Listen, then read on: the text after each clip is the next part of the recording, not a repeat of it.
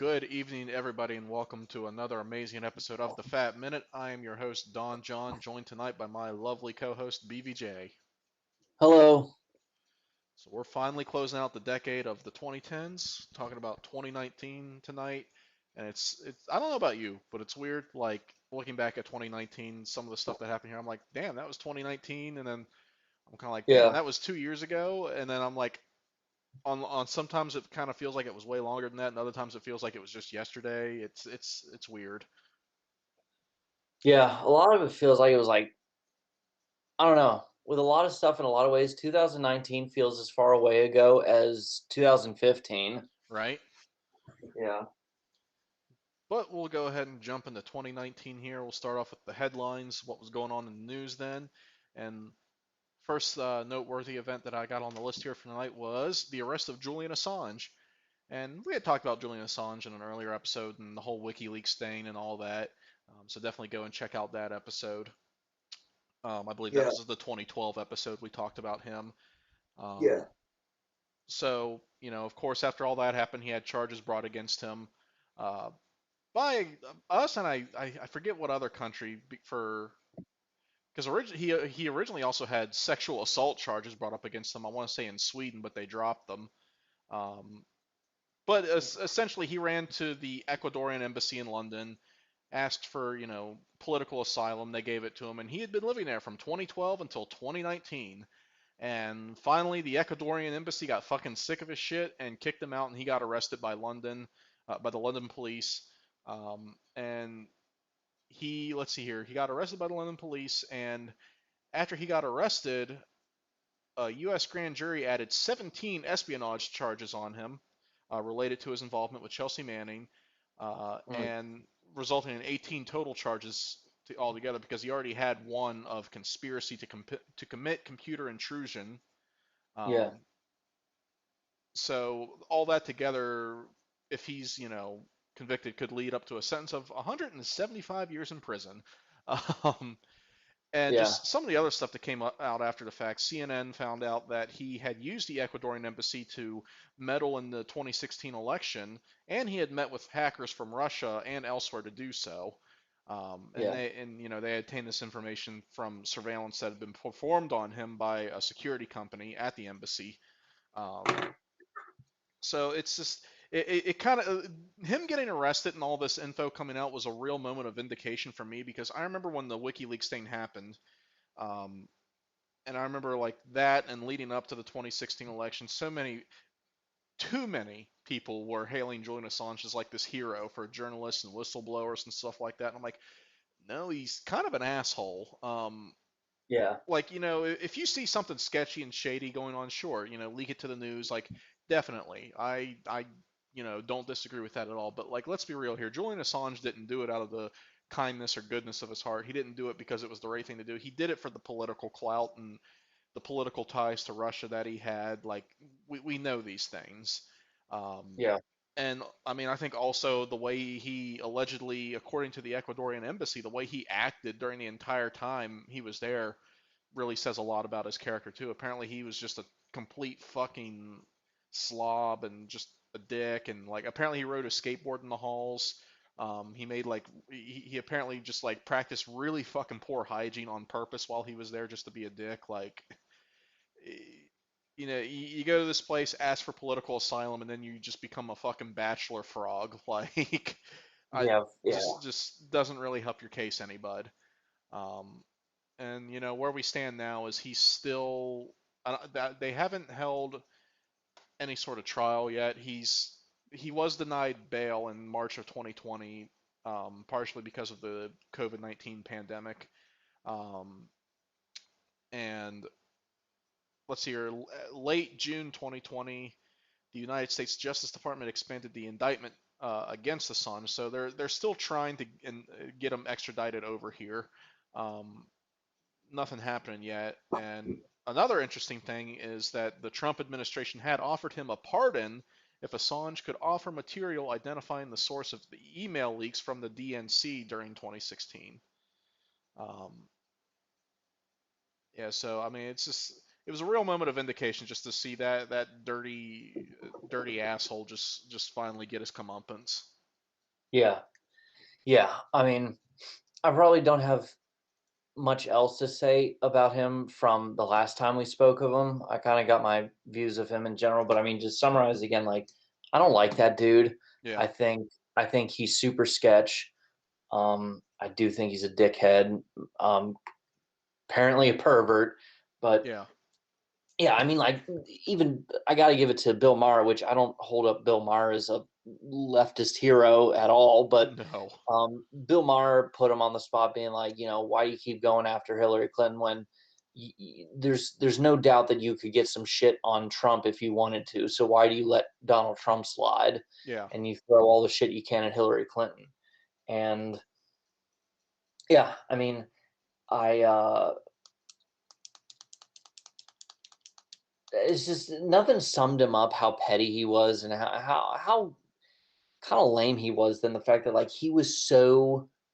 I've said this before. He was so fucking irked that Twitter would not verify him, that he added the little blue diamond emoji in his Twitter name. And it's just like, you just look so fucking lame, dude. Yeah. Like, whatever. But no, absolutely did it all for the clout. And so, yeah, no, like, good riddance to him. All right. Well, the next newsworthy event of 2019, the Trump impeachment, specifically the first one, and it's kind of sad that I have to make that disclaimer, that Yeah, distinguishing disclaimer. Imagine having more impeachments than presidential terms. Um, yeah, but yeah, in 2019, President Trump, he was indicted by the House. He was impeached, excuse me, by the House of Representatives. Um, and they adopted two articles of impeachment against him: abuse of power and obstruction of Congress. And basically, the charges were that um, he had withheld military aid and an invitation to the White House to the Ukrainian president at the time, Volodymyr Zelensky. I hope I pronounced that correctly.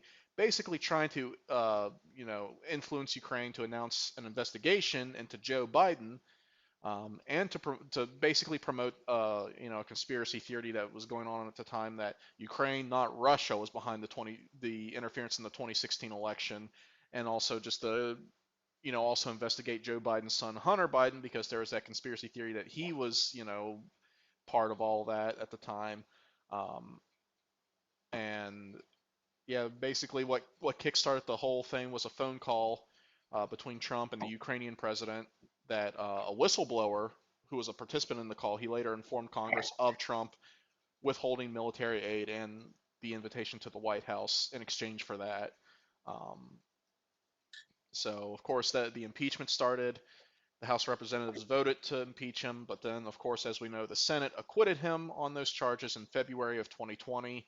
Um, and it just, I don't know what's sadder, the fact that he was acquitted or the fact that it took us this long to get to an impeachment of Donald Trump. Like, we all knew an impeachment was going to happen. I think we just all expected it to happen way sooner than it did. yeah, yeah. I mean, shit. I mean, I don't know what they could have like classified it as specifically legally. Like I'm surprised like him fumbling the ball over the Charlottesville thing didn't do it. I'm surprised a lot of stuff didn't do it. But I just realized now that we never really touched on Robert Mueller, but I guess that kind of sort of speaks in and of itself because that didn't really go anywhere, unfortunately. That Right. was kind of a huge disappointment there. Um, and then this reminded me that a lot of people, especially people who would support Donald Trump, a lot of people don't understand what an impeachment is because they were like, "Ha, he's still the president," and it's like, yeah, that the impeachment is not the same thing as the removal. Yeah. Um, but so yeah, um, it was sad because when you brought this up as a topic, I was thinking about it. I'm like, I don't even remember what the first impeachment was about at this point because it feels like a lifetime ago, and Hmm. I like totally forgot what the charges were specifically. But no, it all checks out. It checks out, especially with the Ukraine and Joe Biden thing, because Donald Trump was always afraid of Joe Biden. As much as he wants to make fun of him, he Hmm. was afraid of Joe Biden because he knew he was going to run. He was pretty sure he was going to be the nominee, and he knew he was going to be the one to beat him. So, pretty hilarious. Um, yeah, I mean, surprised it didn't happen sooner, but um, no. Yeah, that's all I got to say, I guess. I think it also says a lot that Trump had fired two witnesses who had testified about his conduct in the impeachment inquiry. Like literally 2 days after the acquittal, he fired them. Yeah, I mean, like Like he only. like it just this man like literally did everything he could to make himself look sketchy as fuck. Like if fucking Barack Obama had done this shit when he was in office, Republicans would have burned the fucking Capitol to the ground. But they do these mental gymnastics to excuse Trump, and it's just like y'all are a bunch of fucking hypocrites. Yeah, I mean, it just sounded like the most exhausting, um, truly just the most exhausting job ever is to have to defend him every day. I mean, that was like that. There was a joke about that almost. It's like, in 2016, nobody wanted Donald Trump to lose more than Paul Ryan because it's like if Donald Trump loses, Paul Ryan and all them can complain about it forever. But Hmm. if he wins, can you imagine that? Paul Ryan has to wake up every single day Yeah, and have to be the guy to defend him. yeah. Um, just the worst job ever. But and yeah, yeah, yep. And I mean, I guess it also says a lot that Mitt Romney was the only Republican senator to break party lines and vote in favor of convicting him. Yeah, yeah, yeah. Mitt Romney's legacy will be being hated by everybody. Yep. Yep. All right, well, then we'll move on to the last major headline of 2019. We had to talk about it eventually. The beginnings of the COVID-19 pandemic, specifically, patient zero. We know that the first known case of COVID-19 was identified in Wuhan, China, in December of 2019. But that doesn't necessarily mean that that was when the virus first, um, the virus was definitely around earlier than that, probably as early as November of 2019. Um, and there's still questions and investigations on where exactly the virus came from. Um, it is kind of there is stuff to suggest that it did break out from a lab in China, which wouldn't surprise me in the least. I'm sure they were studying SARS and different respiratory viruses in a lab, and whether or not that research was for benign or malicious reasons remains to be seen. But um, Hmm. you know, specifically COVID-19. First known case identified in Wuhan, China, December 2019, but we know it was in at least Brazil as early as late November 2019 because they actually found raw sewage that would later test positive for COVID. I think Hmm. two whole months before a case was actually confirmed in the Americas. Um, Hmm.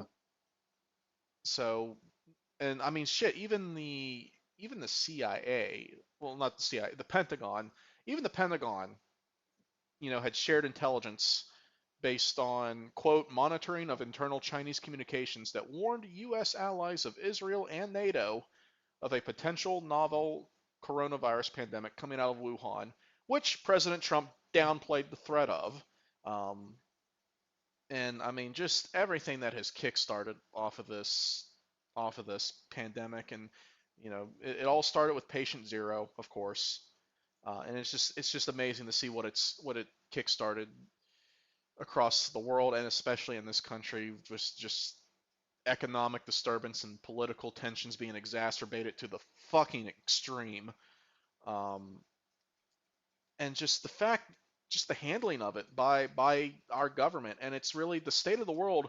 I put, the current state of the world in regards to this pandemic, I put at the feet of our government more than any other because our government fucking one wasn't prepared and two like didn't try to prepare itself. I mean, we fumbled the fucking ball in this thing, and because of that, what could have been like maybe a 2-month pandemic has now become a 2-year pandemic. and has killed more people than World War II, and the fucking mental gymnastics that people are still making when there are people dropping like flies literally right in front of them at a rate that, normally doesn't happen. uh, the mental gymnastics they still perform to excuse it and downplay it just fucking amazes me and frustrates me, and it's just insane where we've gotten with this whole thing. Yeah, I mean, I'm trying to think back. I guess it would have been over like Christmas, when I first heard about coronavirus or COVID-19. Well, it's almost never referred to as coronavirus anymore. It's just Yeah, COVID now. that was the first Um, time I heard of it referred to as coronavirus, and like it was mhm. kind of a joke because I remember the first I heard of it was from my ex, and she didn't want to go to work some random day because she didn't work. That joke was for you. But she wanted to call off work, and she was like, "I don't know, there's that coronavirus that's in the news. I'll say I have that." And I was like, "What is that?" But that's where we were, like at that early in the game. Like it was just a joke. Yeah, yeah, and but no, it's. I mean, I there. What to say that we didn't say, that I didn't say, at least that I didn't say, in the end of 2020 episode we did, Hmm. 9 months ago. But yeah, uh, this was the start of me being very, very, really, really disappointed in all of us, Hmm. um, and our reactions to things, and our our ability to be other centered.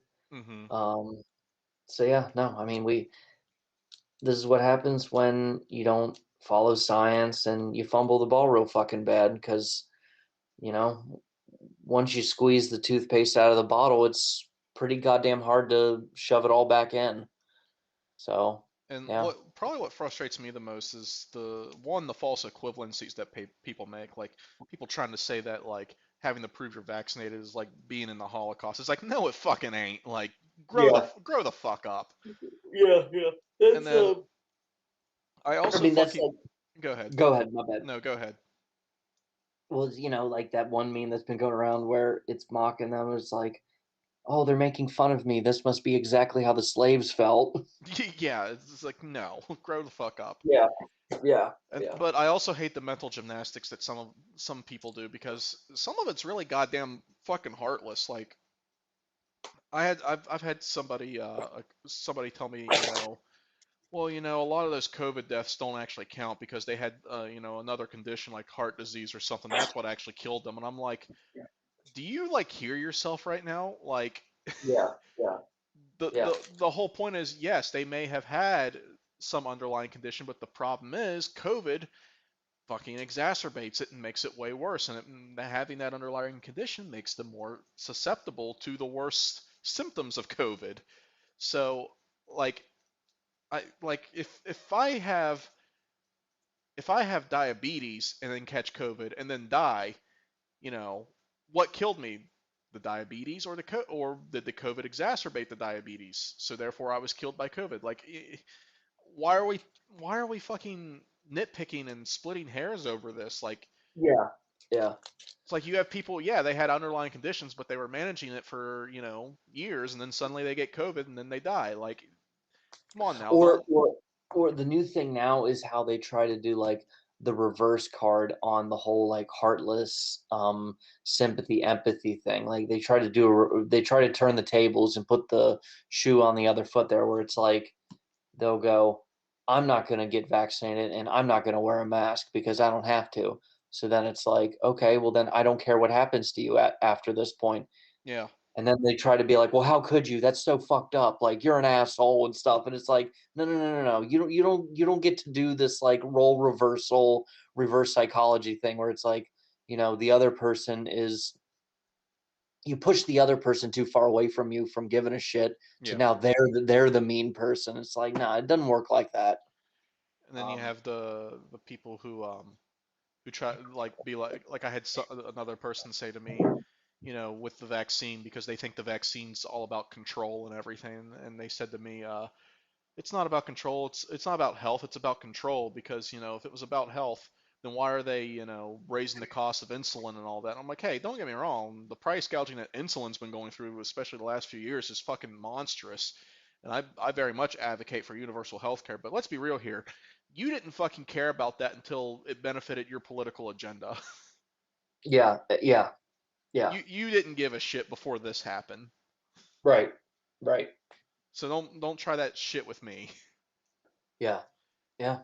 Yeah, I'm Exactly. with like this whole thing like made me frustrated, disappointed, and angry at probably the entire world. I'm just tired of living in a world run by bullies and morons.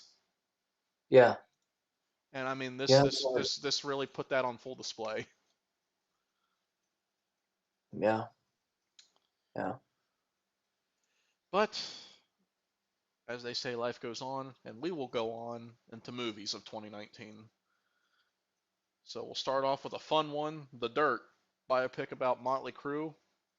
Motley mm, Crue has always been one of my favorite bands. I'm definitely like a fan of 80s hair metal, and I mean Motley Crue is like the pinnacle of that genre.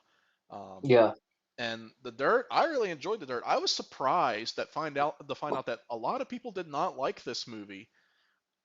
Because I watched it and I was like, yo, that's like not only is it accurate, it's like it's so over the top, but I'm like, it has to be because it's Motley fucking Crue, and yeah. also like it's just a really fun movie, and just how over the top it gets, it's just so fucking funny at times too.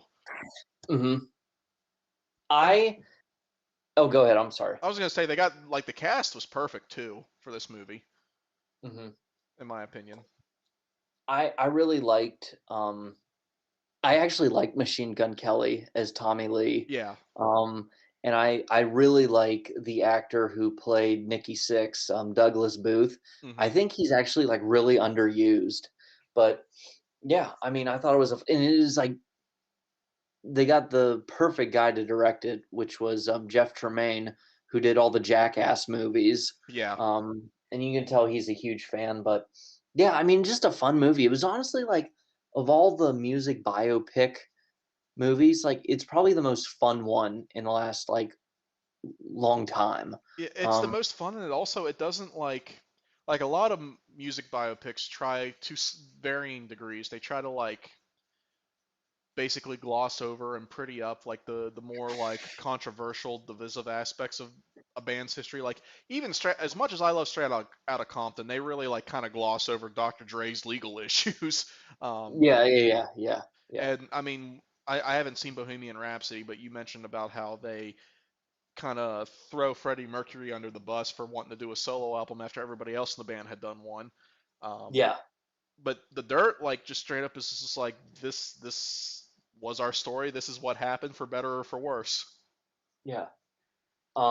But I thought it was, yeah, I thought it was really interesting seeing everyone and where they came from. I felt really bad for Nikki Six, and it's like I don't want to glorify or I don't want to excuse or condone um a lot of, horrible habits, tragic habits, but like seeing the life Nikki Six came from, Hmm. I can understand why he turned to some of the things that he did. Like Yeah, he did not have a very happy life. And then meanwhile, MGK as Tommy Lee, he had to have been like the only the only guy who actually liked his parents. yeah, Like, um, but yeah, I mean, I thought like I thought it was funny. I especially like the part where they all punch they all uh they all punch Pete Davidson in the nuts. And- I don't know but why, but the one line that like really like tickled the shit out of me was shortly after the band breaks up and Nikki Six like tracks down his dad and finds out his dad's dead, but his dad had like other kids, he had another family, and he's like visiting his dad's grave with like his half brother who he just met, and his brother's like, "Wow, Nikki Six is my brother. I lost my virginity listening to you." And just like Nikki Six just has this look on his face where you can tell he's just probably thinking like, yeah, a lot of people did. yeah, I yeah, don't know, I don't know why that line really tickled the hell out of me. yeah. Yeah, I liked them mocking like the one blonde dude. I guess he was like the lead singer or whatever. Vince Neil. But hmm? Vince Neil. Yeah, yeah, yeah. How he had his signature catchphrase of "What the fuck do you think?" or whatever. But yeah, I mean, like I thought it was a fun little movie, and like you know what, it knew exactly what it was. It wasn't Hmm. pretentious. It didn't try to go to the Oscars or the Right. Golden Globes. Like Right. it was just a fun biopic, and we don't get many of those. Usually biopics are really preachy Hmm. and try to be overly profound. But yeah, I mean, granted, it has its drama in it. You know, like Vince. You said Vince Neil was his name. Hmm. Um, you have the tragedy of his daughter, which was very heartbreaking. Hmm. But for the most part, yeah, it's an entertaining, enjoyable little movie. Just imagine if that did go to the Oscars. Just imagine when they're calling up the nominees and they play like a clip from the movie, and they just play that clip in the beginning when they're at the party, and Tommy Lee Jones is like, Tommy Lee just fucking goes down on that girl, and she just squirts across the room. That'd be the nominee reel. That would have also been the reel for best set design. That was another line that tickled me when that opening scene in the party and Mick Mars is just like laying in bed and those girls come up. Are you with the band? What band? Yeah, Because he's like yeah, that in real life. He's just like such a sarcastic, like very monotone asshole in real life. yeah. He constantly looked like the king of the undead. Yeah. But and then oh my god, like the little. I mean, it's not a cameo because it's still an actor playing him, but like the bit where like they hang out with Ozzy Osbourne at Oh the my God. pool, Yeah. like Jesus God. Yeah. And that was only the third messed up thing that Ozzy Osbourne did that day.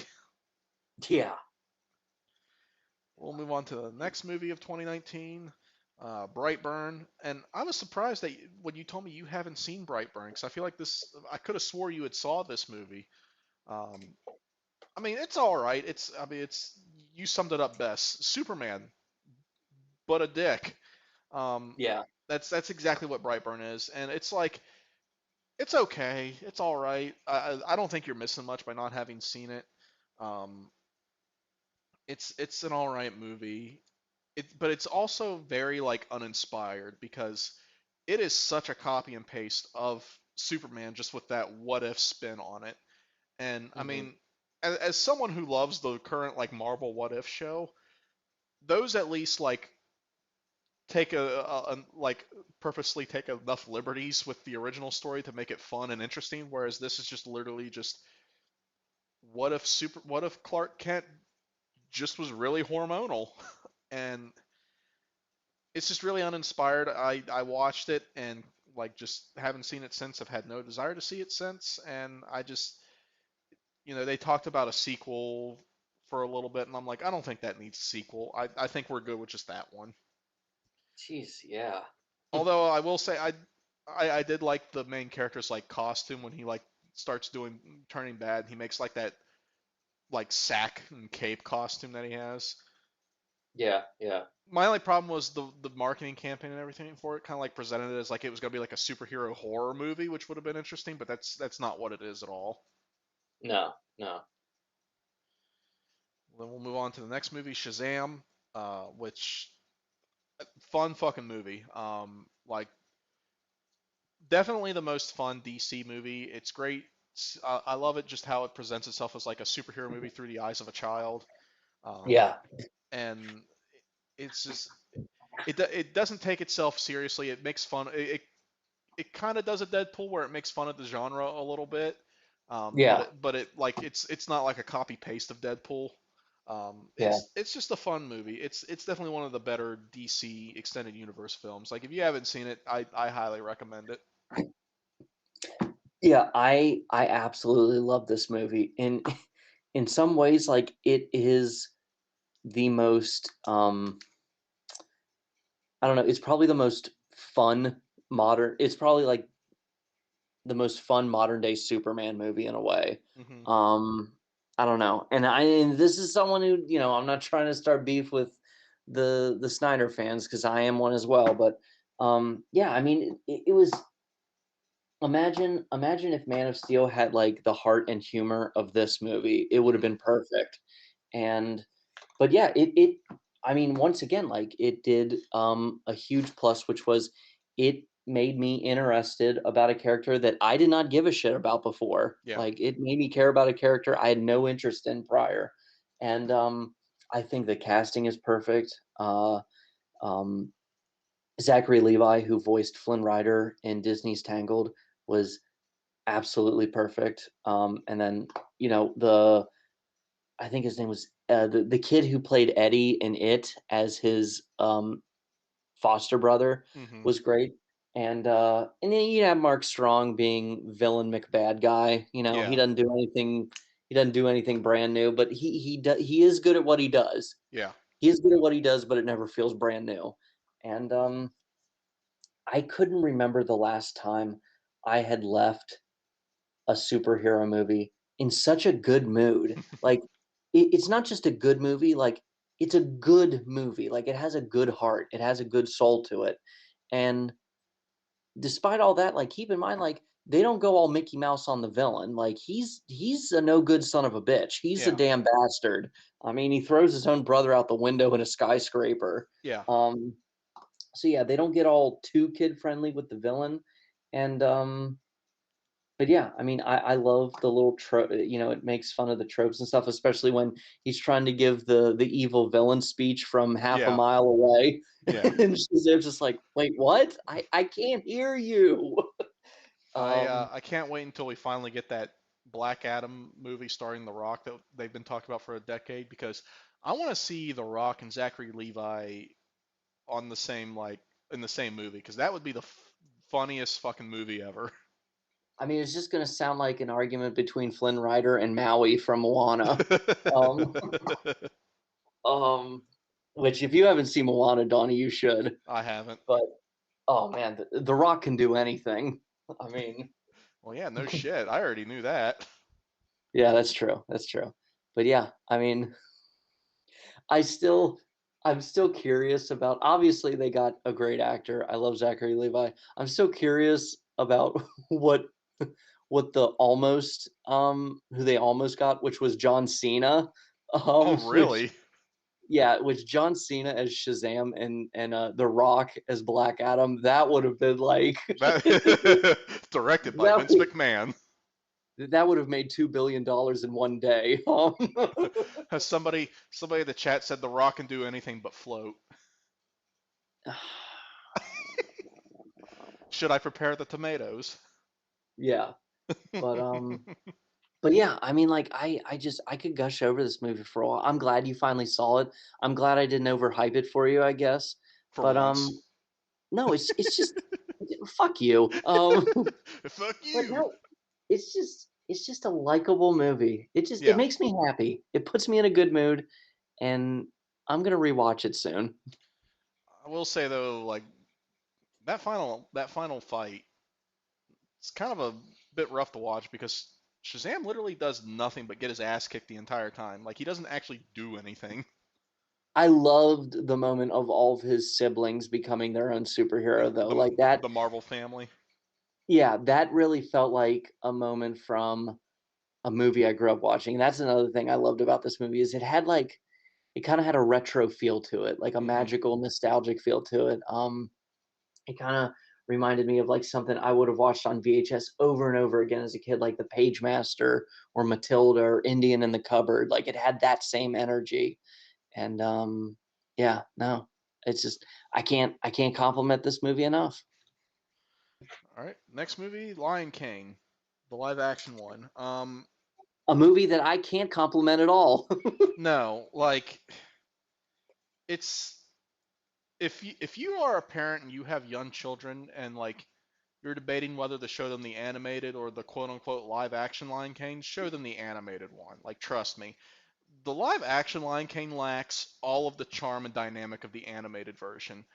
And Yeah. like none of the characters emote at all in the live action version. Simba looks exactly the same terrified as he does excited. And Hmm. it's literally a copy paste too, like and not in a good way because another movie that we have on the list for tonight was the live action Aladdin remake, and we'll talk a little bit more about that in a minute.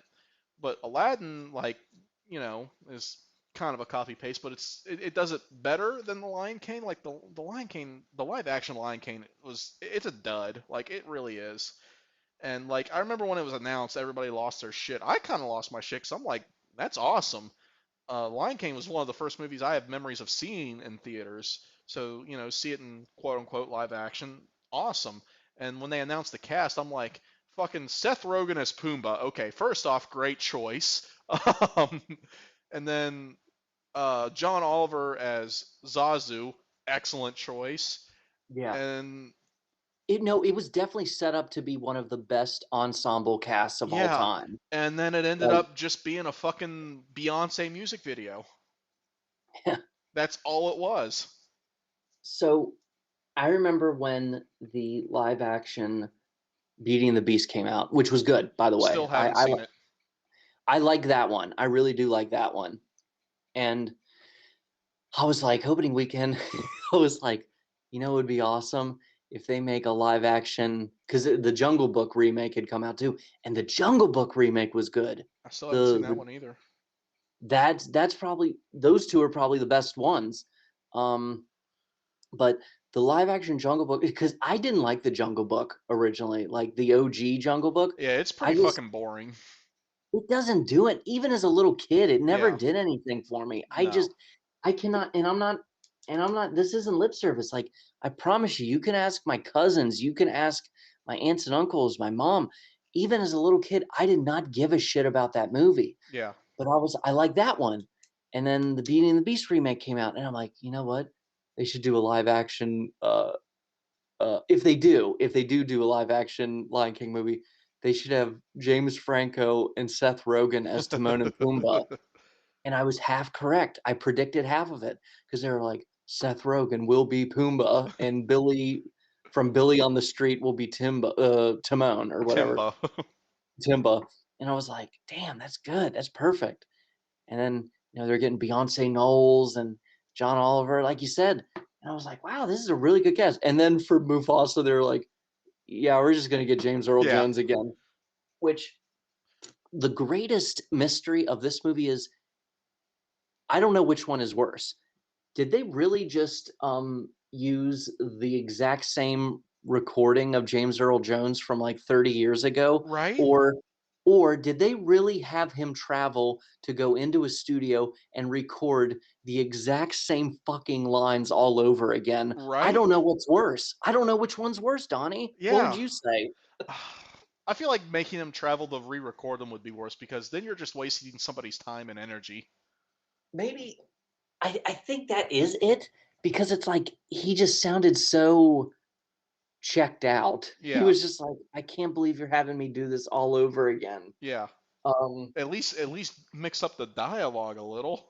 exactly. And it's just like, I guess like we should all be wearing clown makeup on this one because like we played ourselves. We played ourselves because we were so excited. I was excited. I was like, hell yeah! Like Donald Glover as Simba, like hell yeah! And and this again, and Chichiacho Ejiofor as Scar. I'm like, this is a great cast. And but then it comes out, and I'm like, oh, it really is just the same old shit all over again. Minus the best parts. Like, Yeah, it's like at least at least come up with a new subplot at least or throw in a couple like new songs or something. Like, yeah. I mean, I just no. I saw this movie and I felt nothing the entire yeah, like time. this movie felt like it was made by National Geographic and not Disney Yeah, because yeah, it was and just so clinical and by the books. yeah, and I said like you said it. You said it. You're like Simba scared, Simba happy, Simba angry. It all looks the same. Yeah. And it's like, well, yeah, they're supposed to look photorealistic. And I go, well, once again, I guess we should all be wearing the clown makeup on this one. But yeah, this movie was a waste. And I feel like we should have seen it coming. But yeah, no, just a waste of time. Well, then we'll move on to the other live action Disney remake that came out this year, Aladdin. Aladdin, I like the Aladdin remake. It's better than the Lion King one by far. Um, as a movie on its own, it's all right. Um, I said before, if you have young kids and you're not sure which version of Lion King to show them the original. With Aladdin, I'd say show them whichever. Show them either one. They're both equally good. Aladdin, it goes for authenticity more than improvement, but it's still interesting enough in its own right and does enough different to distinguish itself from the original movie. Will Smith as Genie is really good. Like he's a lot of fun in this movie, and I love that he's very much his own version of Genie and not trying to channel Robin Williams at all, which Yeah. was the smart move in my opinion.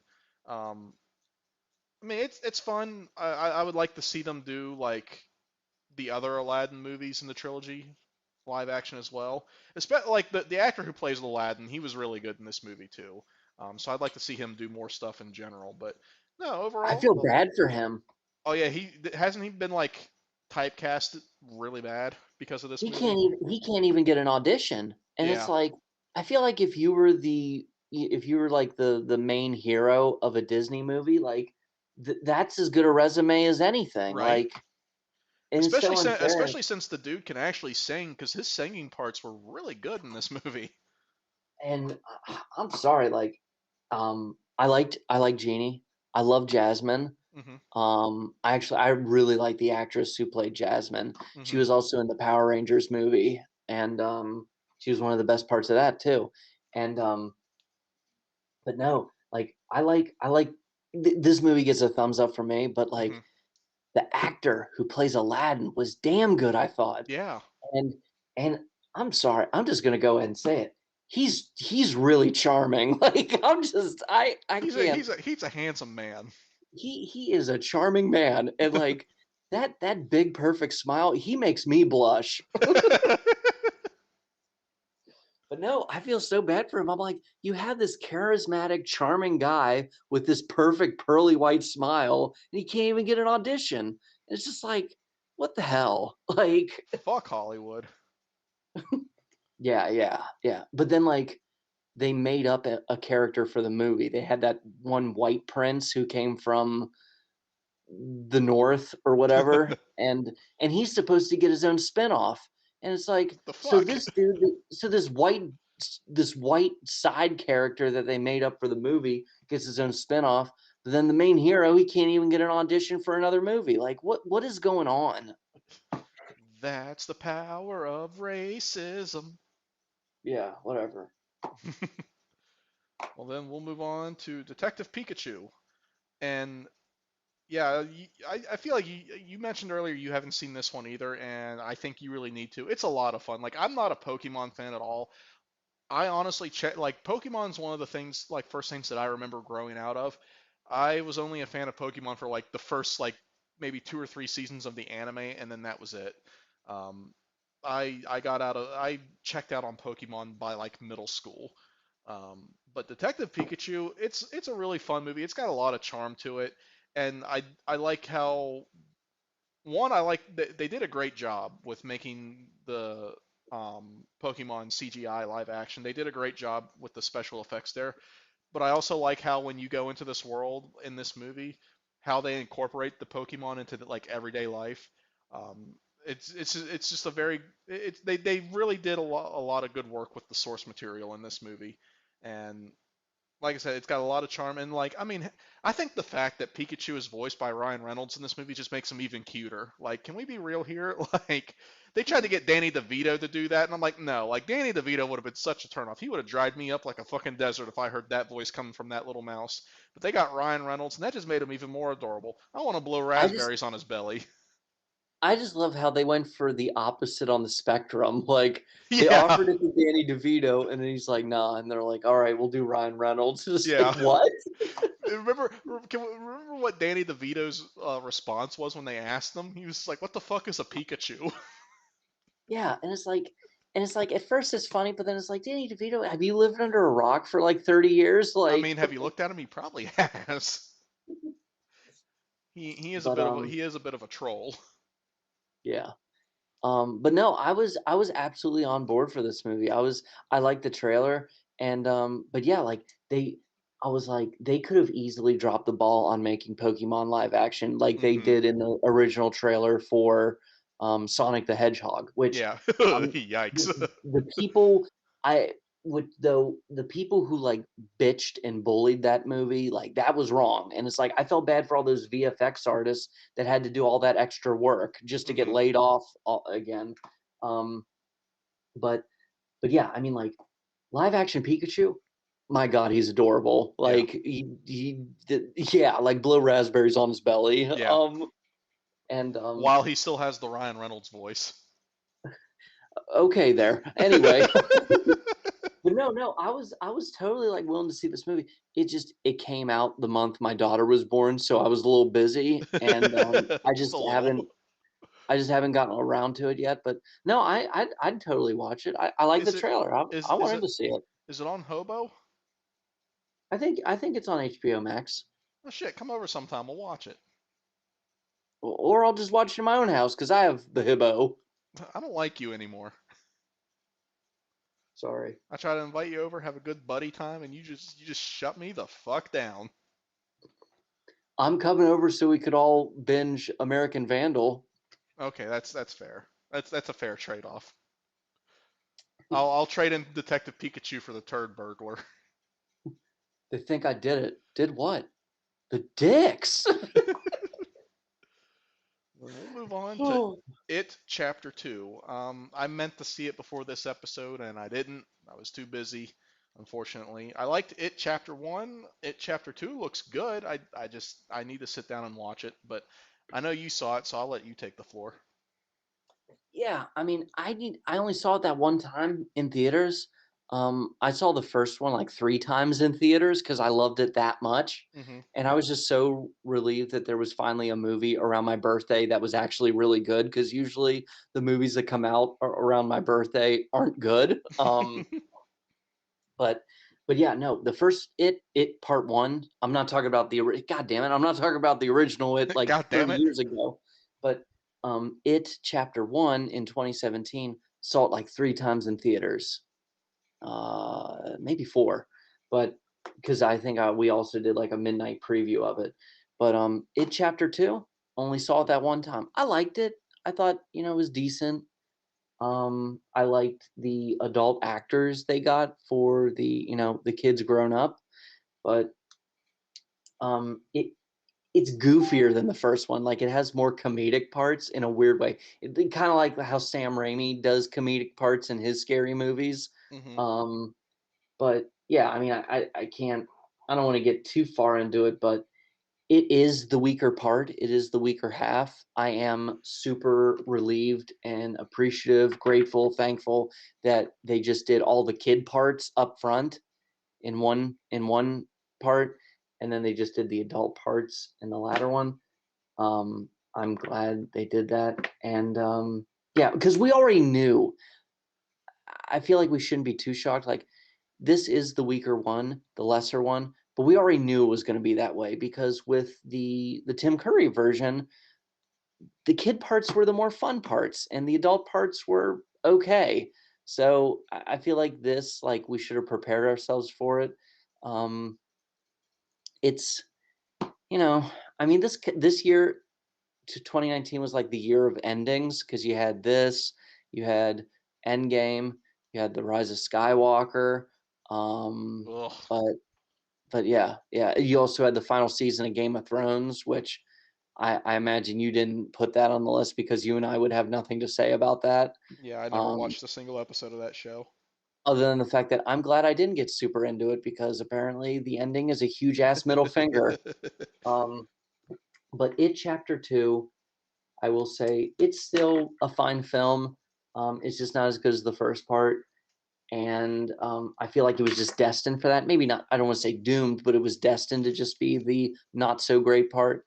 And I still want to see the super cut though. There's supposed to be the director was supposedly had a version that was like, 4.5 hours long and it had like deleted scenes woven in. But yeah, we just never heard about it ever again. So I'm like, are you going to drop it or not? So yeah, that's all I have to say. All right, we'll move on to Midsummer, which I was fucking shocked when you told me you hadn't seen this yet, because I could have sworn you had seen Midsummer. I'm Um, kind of afraid to. why? It seems really upsetting. It is because it's so fucking boring. I remember hearing so much talk and hype about this movie when it came out, and I finally sat down and watched it, and fucking nothing happens. Like, there's a couple moments here and there where, like, some kind of, like, weird, freaky, fucked up shit happens, but, like, it's so few and far in between that you don't fucking care. And it's not a scary movie. It's not even an interesting movie, and it just presents shit that like it presents plot threads that don't matter at all in the end. Like, spoiler alert, but the opening of the movie starts with the main character's sister like they got the news that like the main character's sister had committed suicide. And that literally is not brought up again throughout the rest of the movie. It does not influence the plot at all. It's just like the movie just opens with that, and it's just like, Well, doesn't isn't that what inspires her to take that trip? She needs to nope. get away and stuff. I mean, that may be like very vaguely like alluded to, but like that's not enough. It's not enough to I mean, I justify didn't it. see it. I didn't see it. I haven't seen it, but like that was when Trevor told me, I had Trevor tell me the plot of the movie or whatever. That was what he said, that like that's what pushes her to like tag along on the trip or whatever. Now, what pushes her to tag along on the trip is her boyfriend is going, and he's like, "Hey, come with us." Like, Oh, it's not a good movie. It's boring. I don't like it. I don't care for it. Um, it and the payoff, the quote unquote payoff, just kind of pissed me off at the end, like where they put him in the bear suit and set the whole place on fire. Like, it's a stupid fucking movie. It gets one thumb in the butthole twisted. That's what it gets. I'm not gonna defend a movie I didn't even see. So Well, we'll move on to Joker. Um, Joker was a wild ride of a movie. And I mean, they got like a great actor to do it too, Joaquin Phoenix, and like you could tell he fucking leaned into this fucking role. Um, and I mean, it was a great movie. It was very first of its kind too, like a super villain centric movie that like, but it's still like it is the Joker from the Batman stories, but it has nothing to do with Batman. Batman's not like a thing yet in this world, and like mhm. it was a very interesting first of its kind movie and a character study in its own way.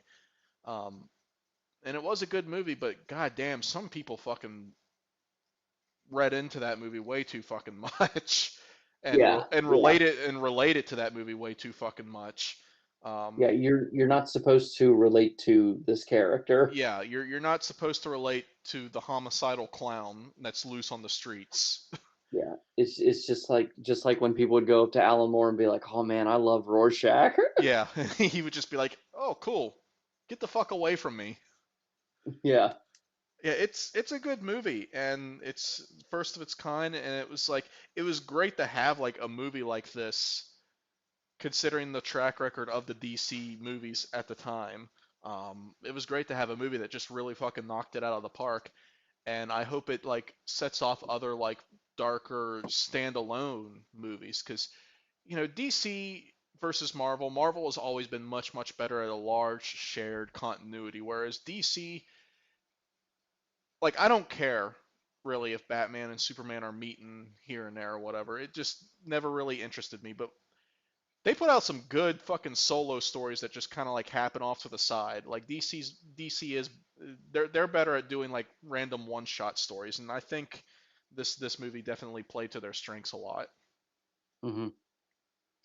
Yeah, I mean, I liked it. I thought it was good. I thought it was well made. I thought, Joaquin Phoenix did a good job. It was just one of those movies where I never had much more to say about it other than, yeah, it was good. Yeah. But no, I amen to what you said. Like people just really read into it way too far, and like they really were like, yeah, yeah, he's like me. He's literally me. That's a problem. I'm calling the cops. Yeah, yeah, and but yeah, it's just I don't know, which kind of made me not want to ever watch the movie again. Yeah. Um, it's just one of those where it is the first incel biopic. um, So I tip my fedora to it. Lady. Last movie of The the best night. the best thing ever was seeing that one like that one dude on YouTube get fucking pissed that Parasite won Best Picture instead of Joker. And he's like, "Now I didn't even see Parasite," and it's like, "Well, then you could have just Yeah. ended the video there." Directed by Martin Scorsese. Yeah, but he's just like, "What is more important to our culture than the Joker?" Oh. And it's just Talk about a bad take. and he's like, who actually saw Parasite? Raise your goddamn hand if you actually saw Parasite. And it's like, yeah, dude, plenty of people saw Parasite. And he's just like, the Joker is about people who look down on other people, about the rich and wealthy looking down on the lower class. And it's like, that's the plot of Parasite. Like you were such a fucking dick. No, I gotta find that video because it is woof. Well, we'll But move go ahead. on to the last movie of the night, Knives Out. And yo, I like fucking love this movie. It was very much like a pleasant surprise for me when I saw this movie. Not to say that I didn't expect anything out of it. I just didn't expect to love it as much as I did. And I also gotta say, fucking, I gotta tip my fedora to Ryan Johnson, who directed this movie, because he had directed Star Wars 8, The Last Jedi, which a very toxic fan base gave shit for, even though it was a great movie. Um, so, as revenge for the toxic fan base, Ryan Johnson released a movie the same weekend as Star Wars Episode 9 that ended up being way better than Star Wars Episode 9. Um, oh my god. Well, and I mean, the reason we don't talk about The Rise of Skywalker this episode is because we plan on having a future episode where we discuss the sequel trilogy as a whole. But just as like kind of a, if you guys are curious as my thoughts on Rise of Skywalker, fuck that movie. Um, and this movie, Knives Out, man, I wish I had fucking went and saw this instead of Rise of Skywalker. Um, and I love Daniel Craig as Detective Benoit Blanc. Like I think he's way more fun in this movie than and interesting than he ever was in any of the James Bond movies. Like I'm glad that he's doing his last James Bond movie so he can do more of these movies because apparently they are working on a sequel for Netflix and Ryan Johnson has said he would like to do more movies with this character. And I'm like, yes, I want to see more of this shit because this movie was just I loved it from beginning to end and I loved the cast they had in it. I mean, you had Jamie Lee Curtis, you had Michael Shannon, like just so many, like just a great Chris cast, like Evans. Yeah. like you had a great ensemble cast, and then you just had like a really great character to tie them all together with Daniel Craig's Benoit Blanc, and like I just want to see that character go on more adventures and solve more mysteries. Like it's like that would be such a guilty pleasure for me, Mhm. and it just really made me like this. Last Jedi and Looper have just really made Ryan Johnson like probably one of my favorite directors of like the modern era. Yeah. Yeah, I mean, I agree. I agree with all of that. Like, that was his great revenge, Like, Yeah, people gave Ryan Johnson shit for The Last Jedi, so he went on to make a movie that was way cooler than The Rise of Skywalker. yeah, Um, so it's, like, and it's a good. It counts as an original movie. Like, it's obviously an ode to like mystery novels that Ryan Johnson grew up loving or whatnot. right. But it's like it goes to show where, there's some stuff that like and I'm not trying to do that thing where every, film bro online was like, oh, nothing's ever new or whatever. It's like, but what I'm getting at is we don't need a remake of Clue. Just make a movie that has the same elements of Clue, but is still an original film. And Yeah. it's like, that's the thing. If I ever hear that they're trying to remake Clue, I'm like, we don't need a new Clue because it's fucking called Knives Out. Um, but but yeah, no, it's a fun movie. It's a smart movie. It's a funny movie. Perfectly cast. Everyone plays a great part. hmm Um, you know, and it's like Daniel Craig, like you got to have some patience with him because for the first like Very, three very fourths, dry. no, not just that, for the first three-fourths of the movie, honestly, like it was like the last quarter of the film was about to start, and I'm like, is Daniel Craig gonna actually do anything? And he And it's fucking worth it. does. and Yeah, it's like worth it. yeah, It pays off because but like before then, it's like he's just kind of fucking there, yeah. and but it is all worth it when he gives his speech about the donut. Um, I I love that, and yeah, I mean, it's one of those films where it's like I, I like it so much. I almost have I don't really have much to say about it other than everybody should see it. It's a smart movie. It's a fun movie. I'm glad they're making more. Um, and it's one of those where like I'll see it and I'm like, man, they really don't make many movies like that. hmm But I'm like, you know what? That's what made it so special. That there isn't a bunch of movies that are exactly like that. Um, so yeah, no, it is. Yeah, you know, I this movie proves that Ryan Johnson is too good for Star Wars. Or at least the You Star know, Wars fan base. yeah, yeah. Like you know what? He'll make a real film, emphasis on the film, because as far as a December release, you know, Knives Out was Star Wars for dudes who fuck. Yeah, you know what? I'll always be a little bummed that because they originally, right before The Last Jedi came out, they had said that Ryan Johnson was going to get to direct his own trilogy of Star Wars movies after that were going to take place after the sequel trilogy and like have nothing to do with the Skywalkers. And I was all about that shit. But now it looks like that's not going to happen. But if the exchange is that he's going to make more Knives Out sequels, I'm fine with that. That's a fair trade-off, in my opinion. Yeah. Well, then let's move on. The TV of 2019. There's got three shows here to talk about, and just kind of run through them here. Two of them are Netflix shows, and one of them's a Disney Plus show. We got The Umbrella Academy on Netflix, which that was a fun show. Like I just kind of stumbled across it, had no expectations of it. I never read the comic. Um, it's kind of X-Men meets what was it the Kingsmen, that one. Yeah. Yeah, Yeah. it's kind of the X-Men meets that a little bit. Um, it's cool. It's interesting. It's fun. Um, not all of the characters are interesting. Like there's a couple like I don't fucking care about Diego at all, especially in season one. Um, and Edge Lord. he's slightly more interesting in season two. He is the in I mean, I haven't seen season 2 yet, so Mhm, please no spoilers. I'm just okay, going to talk about season 1. He is the pizza cutter of the crew. totally. All edge, no point. Exactly. And yeah, like I don't care. I barely even care about Luther at all either. Like season one, like it's good, but like a few of the characters are really just kind of there. Season two does a better job with them, but they're still not quite like as great as they could be. Yeah. Um, but if season two is better than season one, hopefully that momentum continues, and season three is even better than season two. Um, Whenever season three does finally drop, so that'll be Yeah. interesting to see. And then the second show is Russian Doll, which that was another show I kind of stumbled upon, and I mean Russian Doll is really good. They did renew it for a second season, and it got delayed because of the pandemic, but it did apparently just recently finish filming, so it should be out soon, hopefully.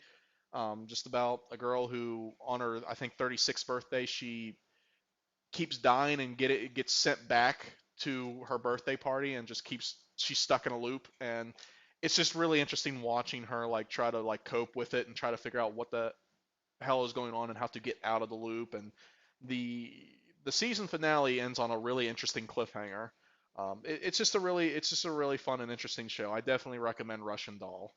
And then the third show is The Mandalorian, which was on Disney Plus, the first Star Wars TV live action Star Wars TV show. And I fucking love The Mandalorian, man. That's probably like one of my favorite things that like Star Wars that Disney has put out since they bought Star Wars. It's probably one of my favorite Star Wars things in general. Like I love that one, it has nothing to do with the Skywalkers. It doesn't really have too much to do with the Jedi or any of that. And I love that it has a lot of like old Western kind of themes overlaid it on it. And like I love the Mandalorian. I love Mando. I love the characters in the show. Like I don't think that show has put out a single boring or mediocre episode yet. And apparently there will be a season three. I'm really interested to see how that shakes out. But considering the ending of season two, but No, I love The Mandalorian, and if you haven't seen it, like you need to sit the fuck down and watch The Mandalorian. Like that's a show you need to binge, in my opinion. That's what I got to say about that. Yeah, I watched the first season of The Umbrella Academy. I really liked it. I like everyone in it. I mean, Diego, like, I don't hate him, but like, yeah, he is the pizza cutter, all edge, no point. Hmm. I also got really tired of everyone being a dick to um, Elliot Page Yeah, in the first season. Like, they ignore him, and like Diego's probably the rudest to him out of all of them. yeah. But yeah, no, but no, the actor, the young guy they get to play, I think his name's not. I think his number is seven, number seven, the time traveler, No, that's or whatever. five. Number five is the kid. Yeah. Oh, okay, but yeah, no, great. Um, and but no, it's yeah, it's kind of like X-Men meets yeah, it's kind of like in the show because it's written by Gerard Way, who is the frontman of My Chemical Romance. Hmm. The show does an excellent pitch perfect job of capturing his aesthetic and personality. And but yeah, no, I highly recommend it. I didn't see Russian Doll. And with The Mandalorian, it's good. I liked it. I've only seen the first season. I haven't seen the second season, but it was good. Second season's really good. Like it, I, cause I didn't watch the second season for the longest time. I just didn't get around to it, and I finally sat down and like a few months back and binged watched the entire second season. And yeah, they really maintained momentum from that first season, and the second season really sets up a lot of future Star Wars projects that I'm really looking forward to. Yeah, yeah, yeah. And it I was did, cool. It was cool with the second season of Mandalorian how they did a little bit of fan service by casting Rosario Dawson as Ahsoka Tano. yeah, yeah. No, I heard that. That was cool. Um, I did get really tired of all the Baby Yoda hype, and the memes because Baby Yoda is the new Minions.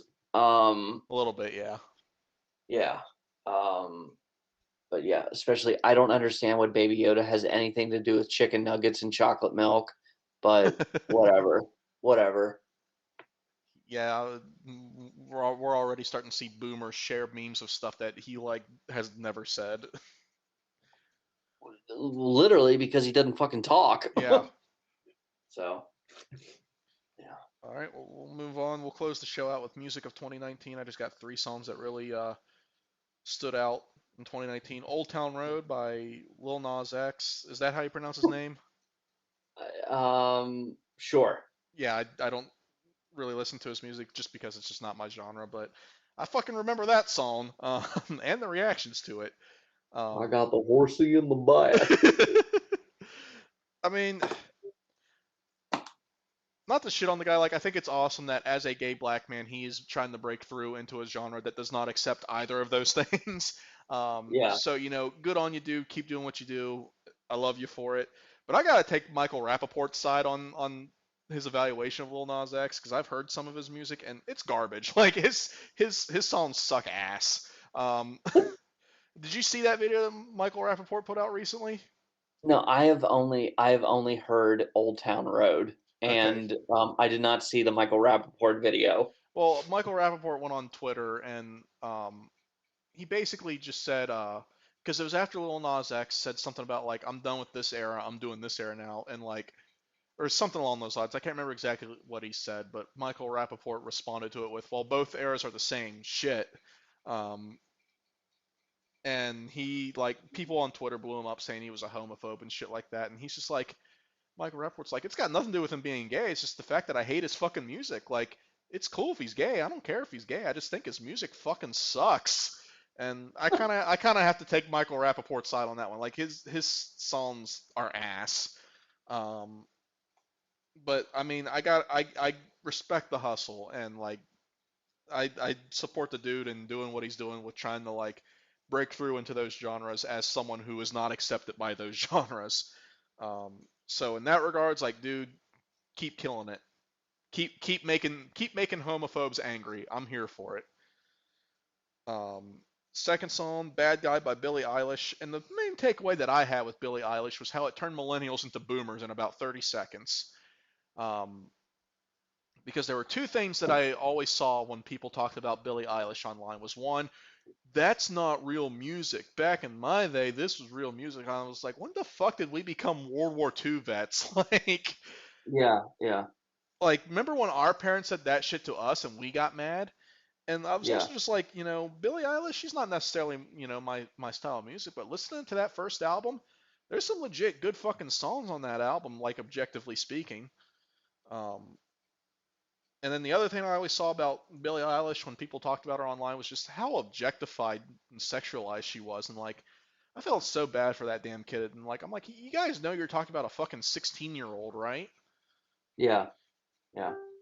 Yeah, I felt bad for that kid when all that was going on, but it looks like she's definitely somebody who's got a good head on her shoulders and she's handling it well for the most part. So good on her. Um, but then last song, "Truth Hurts" by Lizzo. I fucking hate this song with a passion. Um, I can probably write a PhD dissertation on why I fucking hate this song. Like musically and lyrically speaking, the rhythm is all over the place. It has no continuity. Just it just kind of goes one way and then another with no warning. And then lyrically, it just sounds like she just threw a bunch of shit at the wall and just went with what would stick. It has no real rhythm and has no real continuity. The lyrics are just I felt like she was just reading some shit she wrote in her journal that day and just put a weird random beat to it to kind of make it make sense. It like it just sounds like absolute fucking ass to me, and I hate it. And I had to hear it all the fucking time at every goddamn get together, every fucking bar for an entire fucking year. Fuck this song. So Old Town Road. um, it gets stuck in your head, man. Like I kind of dig it a little bit, just a little bit, Just a little and bit. then Bad Guy by Billie Eilish. Amen to what you said. Like millennials, just became baby boomers over this. Yeah. They started attacking her. It's like nobody ever learns their lesson. Like Yeah. millennials couldn't remember, that they didn't like what baby boomers said about them, and baby boomers couldn't remember that they didn't like what their parents were saying to them. Like nobody ever learns their lesson. It's like just Well, let, at this point, I don't think boomers can remember much of anything because of the boomer doomer. but just let your kids listen. Just let your kids enjoy whatever they're enjoying, and it's like if it doesn't do it for you, fine, then it's not for you. And then also it's like, oh, all this, they would say, all this bitch does is mumble. And it's like, okay, but you listen to these heavy metal bands where all they do is scream. So it's like, yeah, Or it yeah. sounds like It's where it like, sounds like a fucking raccoon in a garbage disposal. yeah, yeah. And it's just like, oh my God, no, just let people enjoy things. Yeah. Let people enjoy things. And then with Lizzo, I just remember I had to hear this in every other comedy trailer. Yeah. Like every time Comedy Central was about to have a new show, every time there was going to be a new premiere, a new Hmm. episode, this song was there. Yeah. And it's like, I guess it's now at a point where I almost have no opinion of the song other than that. It's just white noise to me. Alrighty. Well, then that has been the year 2019. We are finally done with this goddamn decade, and it feels good. Yeah, I'm looking forward to the other stuff we want to do, and I'm also I want to have a guest again. I kind of I miss our other friends. I mean, I guess I only like three people though, so. Okay. But we'll see what we can do. Okay. But that has been the episode. That has been the show for tonight, people. Finally done with this decade. Looking forward to the stuff we got lined up for the next few weeks. So, if you tuned in late, missed this episode, be sure to check us out on Spotify, Pandora, Apple Podcasts, Google Podcasts tomorrow. follow us on Instagram, Twitter, Facebook at Fat Minute Radio. You can follow me on all that same stuff at Don John Laughs. And hey, if you happen to be in the Kaiser, West Virginia area here in the next couple weeks, I'm going to be hosting a comedy show at the Indy on Main Theater in Kaiser, West Virginia on Main Street on October 22nd. So definitely be sure to come out for that if you happen to be in the area. I'll be posting stuff about that on social media once I have all more information on it and everything. And you can follow my awesome co-host at Puka Saucy on all that same social media. So on that note, for BVJ, Wait. It's never. what? It's never. It's never too early. Don't you have another show in November? It's never too early to tell people to mark their calendars. Tell people about the other show you know about. That's true. November 12th, I'm also going to be on Barney and Friends. I will be playing Barney. That's my new gig now. So because of that, I cannot do this show anymore. Sorry, too busy. I, I just love the dead silence. No, November 12th, I will also be doing a comedy show at the Embassy Theater in downtown Cumberland. So if you happen to be in the area for that on that day, come check that out too. Very good. Thank you. You got anything else you want to add? Um, just follow me on Puka Saucy if you want. If you want. I mean, you don't have to. Easy there, Remember when I Eeyore. remember when I posted art? Yeah. When are you going to do that again? I think soon because somebody bought me a an art desk. Oh man, that's awesome of them. I'm glad you got that. Me too. But on that note, we'll go ahead and end the episode. For my co-host BBJ, I'm Don John. Thank you. Fuck you. Goodbye.